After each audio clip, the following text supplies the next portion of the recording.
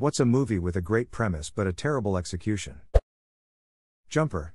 I still actually enjoy the movie a lot because the premise is so cool and it has its moments, but it could have been better for sure. Once a quarter I text the same friend, dang, I wish they made a Jumper sequel.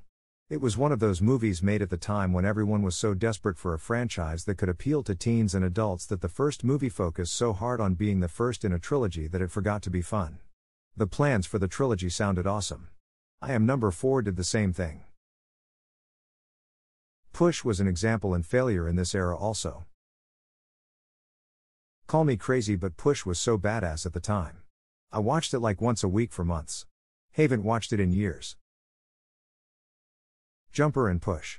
I would put them both in the "this is better than I thought it would be. I wish there was a sequel" category. And both movies are pretty rewatchable. I will forever stay mad about how badly Eragon turned out. Hey. The man himself loved her books BTW. In Time with Justin Timberlake, everyone ages normally until 25, and after that you have a number ticking away on your forearm. You can earn more time, but whenever it runs out you die on the spot. The rich are basically immortal, and the poor that are paycheck to paycheck are one wrong move away from death. Cool idea for a commentary on inequality, but not well executed. Yep, great example. I didn't think it was terrible, but done right it could have been incredible. I remember being amazed the first time I watched it and thought, wow, how crazy would that if that was real life? So I tried to rewatch it again, and you start to notice how certain things in the movie are forced. Lots of plot holes. But still, I think it's a good movie. Not great, but a good watch if you have never seen it. I don't even remember the plot holes at this point, but I do remember there being a huge one. Mortal Engines. The steampunk-esque engineering aspect was so cool, but it ended up being about some sappy romance between teens. A letdown frown. The visuals were kick-ass though. That's disappointing. I've seen a trailer and it looked ducking awesome based on the steampunk moving cities. To be fair, the movie does look awesome when you watch it. If all you want to see is a movie with really cool looking giant moving steampunk cities, then you'll get a movie with really cool looking giant moving steampunk cities. As long as that's all you're looking for, you can enjoy the movie. I saw the movie based on the visuals in the trailer, and the visuals in the movie itself didn't disappoint. They were great. Just don't expect anything out of the writing or story. The Dark Tower source material, Stephen King book series, is amazing. Movie is crap. I wanted to like this movie so much. I love Idris Elba as an actor and had no problems with his casting as Roland. His dynamic with Jake is one of my favorite aspects of the first book. There's a line, really early in the movie, where Jake says something like "you're a gunslinger" and Roland says "there are no more gunslingers," and I just turned the movie off. I understood that this was another reiteration, but I could not conceive of a version of Roland Deschain who forgets the face of his father and denies the fact that as long as he is alive, he is a gunslinger and has a duty to fulfill, and he carries all the names of those he lost on the journey, so the gunslingers are alive as long as he is alive. I get it was a throwaway line, but it just sat wrong with me. The Percy Jackson and Artemis Fowl movies. They are two of my favorite book series, but they combined too much stuff from the books and changed more of it to the point where it feels like a different series. Edit, I haven't seen them in a while, but yes, Eragon and Avatar: The Last Airbender, the live-action one, to be clear, were terrible as well. They keep trying to recapture the success of the Harry Potter franchise with other book series with half the effort put in. Yeah. They're trying it again with Percy Jackson, and this time Rick Riordan is going to be involved with the production. They're trying again? As in continuing with Titan's Curse or Back to Lightning Thief? Back to Lightning Thief. It's also going to be a Disney Plus series rather than a film. So, like Ultimate Budget. You know what, I think I prefer that to just waiting for Titan Return. I liked the girl who played the characters, but hey, if Rick's getting to run it, I'm ready for it. I believe he also wants the actors to be age appropriate. So actual preteens instead of late teenagers playing preteens. Lol, the actor playing Percy was the only teenager. 18 when the movie came out. Alexandra Daddario was 24 and Brandon T. Jackson was 26, both playing high schoolers. TBF, he looked a lot younger than 18, but in the books Percy has just turned 12 in The Lightning Thief. Hancock. It's half of a great movie with a different, terrible movie for the second half. What I heard is they took 2 scripts and combined them.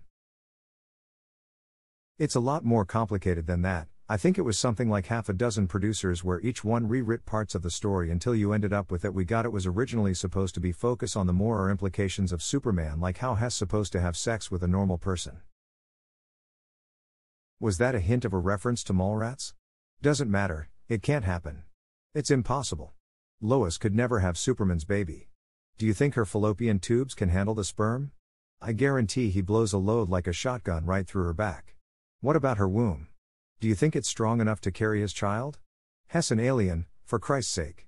His Kryptonian biological makeup is enhanced by Earth's yellow sun. If Lois gets a tan, the kid could kick right through her stomach. Only someone like Wonder Woman has a strong enough uterus to carry his kid. The only way he could bang regular chicks is with a kryptonite condom. That would kill him.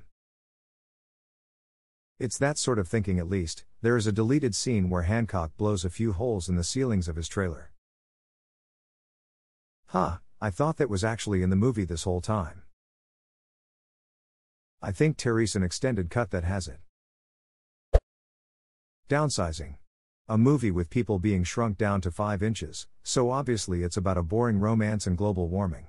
I think of it as a movie that thought it was too good for its own premise. That movie had an identity complex, it didn't know what it wanted to be.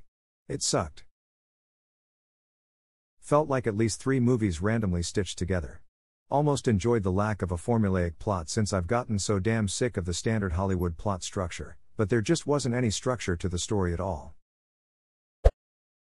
Valerian and the City of 1,000 Planets. Like you're telling me that with all of the source material that inspired tons of well-known sci-fi franchises today and a $177 budget, they fucked it up with miscasting the leads and an unfocused plot? I'm also a huge fan of the Valerian loreline comics, so it bummed me out how they fumbled the one chance at a live-action film. Can we cast 2 actors that have no chemistry whatsoever, and on top of that they also look like brother and sister? No chemistry, look like brother and sister, and look far too young for the offices they supposedly hold. Like I'm supposed to believe this 17-year-old looking kid is what was he, a major? That's a job you don't typically get until you're north of 30, typically, if not a few years after that. And all his lines felt like they were written for 90s Bruce Willis. Just think about it, insert Bruce Willis from Fifth Element into that space, don't even have to change his lines and it works so much better. I watched this documentary about Frozen 2 and its production and how they basically needed to redo the entire movie in 3 months because the kids didn't like it. So it went from this super thought-out storyline to a bit of a mishmash of unsatisfying plot lines. I always wonder what we could have had instead. So yay, Frozen 2. Damn, that's disappointing. I just watched it recently and felt like it could have been so much stronger if it picked a couple themes and ran with them instead of half checking a box with every character.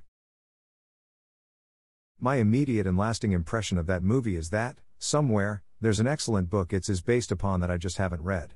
It felt like an adaptation of something that doesn't exist, as if the key moments and plot threads of the novel are just being referenced in the movie and thus lost their impact. Water having memory, an old war, a trapped civilization, the history of Arendelle, the mysteries and depths of Elsa's powers, the elemental spirits. There's so much crying out for exposition that we never get and that the movie just expects you to know somehow. It's how I'd imagine the later Harry Potter movies would feel like to someone who hasn't read the books. It's maddening. Frozen 2 was still fun, but goddammit, even talking about it reminded me how much I want the 600-page source novel that does not exist instead. Duck, now you got me really wanting that book too. Gods of Egypt, that movie is criminally bad yet had all the potential in the world to be a massive hit. And cement itself as one of the best movies based on ancient mythology. The best movie series about Egyptian gods is without a doubt Stargate.